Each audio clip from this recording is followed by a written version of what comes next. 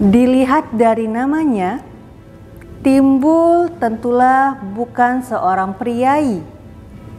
Ia orang Cirebon yang timbul dari perut ibunya 25 tahun yang lalu dan menjadi tukang becak karena alasan-alasan ekonomis.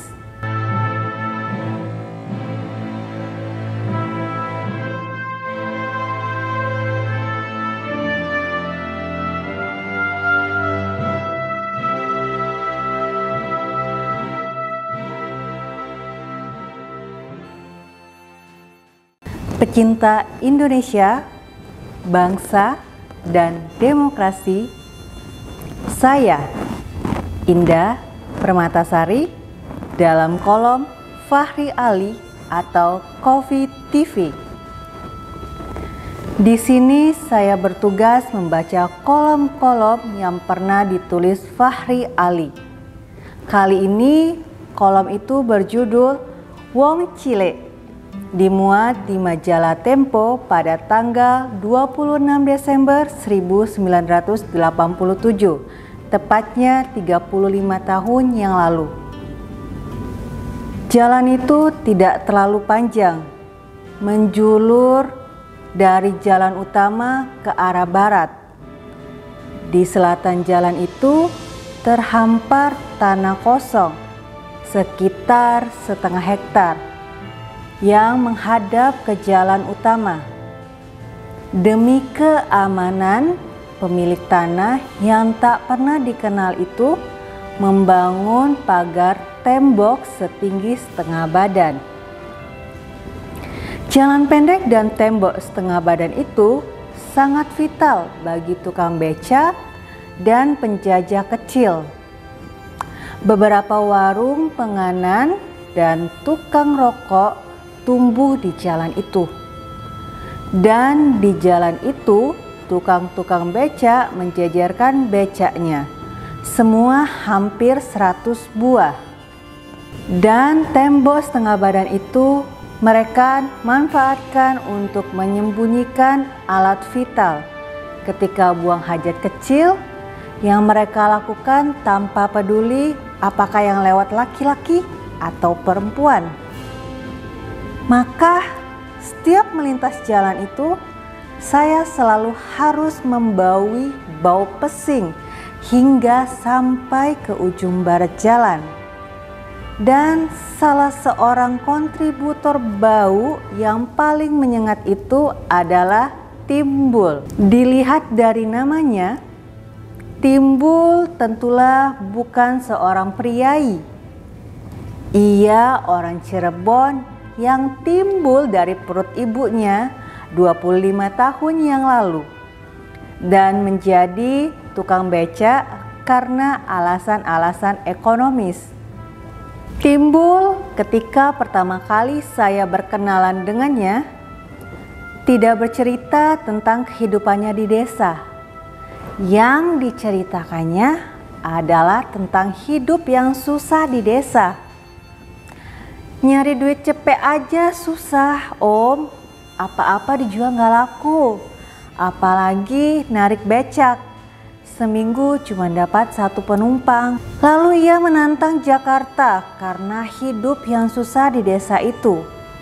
Maka setelah menikah, ia meniti karir di Jakarta, bergayut pada kenalan dan kerabat yang telah lebih dulu merantau. Tidak ada tangis dan upacara perpisahan dengan keberangkatannya yang cuma berbekal Rp10.000. Apakah Timbul kemudian berhasil? Tidak begitu jelas. Yang pasti selama berbulan-bulan ia tidak mendapatkan pondok. Ia tidur di becak, makan di warung, buang air di kali, dan pipis di sembarang tempat. Antara lain di tembok setengah badan itu. Tapi ada yang berubah dengan kehidupannya. Walau sering utang, ia kini bisa merokok gudang garam, sesuatu yang di desanya dianggap kemewahan. Ia bisa makan enak di warteg, kapan saja perutnya lapar. Sesekali menonton bioskop di dekat pasar, terutama kalau Rhoma Irama yang menjadi bintangnya. Dan sisa uangnya sering buat membeli porkas. Suatu hari saya melihat Timbul sibuk mencari pemondokan di sebuah pemukiman kumuh dekat kali. Rupanya ia telah memesan anak dan istrinya agar menampinginya di Jakarta. Sekalipun Timbul harus siap Rp750 per hari buat sewa pondok, toh ia tidak menyerah. Bahkan ketika ia harus mengeluarkan uang untuk pengobatan anak dan istrinya yang tiba-tiba terkena bisulan. Di biliknya yang sempit dan kumuh, saya sering melihat dia tersenyum. Dan deretan giginya terlihat nyata. Tapi di balik itu ia menyimpan misteri sejarah kaum kecil. Dari lapisan manakah ia dilahirkan? Adakah ia diwarisi tanah oleh orang tuanya tapi kecil dan karena itu tidak mampu menopang hidupnya di desa? Ataukah ia memang berasal dari lapisan wuwungan atau penumpang, satu lapisan masyarakat tani tak bertanah di Cirebon? Kalau dugaan ini benar, alangkah menggetarkan sejarah hidup Timbul. Sebab seperti dilaporkan residen Cirebon, lapisan wuwungan telah tumbuh sejak 1830. Sistem tanam paksa yang dijalankan Van den Bosch turut memekarkan lapisan tersebut. Seiring dengan munculnya kapitalisme perkebunan, 40 tahun kemudian kaum kapitalis swasta menelan hampir semua tanah-tanah desa. Tempat lapisan wuwungan menggantungkan nasib untuk areal perkebunan tebu. Ini terjadi lewat kerjasama kepala desa dan pemilik tanah dengan kaum kapitalis. Begitu hubungan para pemilik tanah dengan kaum kapitalis putus, mereka dengan seketika menjadi lapisan yang mengambang dan tercerabut dari perekonomian desa. Akibatnya, posisi mereka dalam tawar-menawar dengan kapitalis perkebunan semakin mengecil. Mereka terpaksa menyerah dengan hukum pasar tenaga kerja. Pada masa depresi, mereka cuma mendapat upah 1 sen sehari. Padahal sebelumnya upah mereka berkisar 20-30 sen. Adakah timbul generasi penerus lapisan wuwungan yang terbentuk berabad-abad sebelumnya?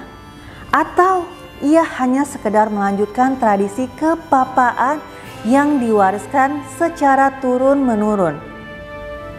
Timbul tidak tahu latar belakang sejarah hidupnya. Sejak dari kakek, rasanya kami tidak punya tanah. Kisahnya. Kini saya tidak lagi melihat Timbul. Becanya dicuri orang, Om, kata kawannya. Dia tidak punya lagi uang untuk bayar sama tauke. Terpaksa dia mudik. Kalakah Timbul menantang Jakarta? Ia tidak dalam posisi menjawab.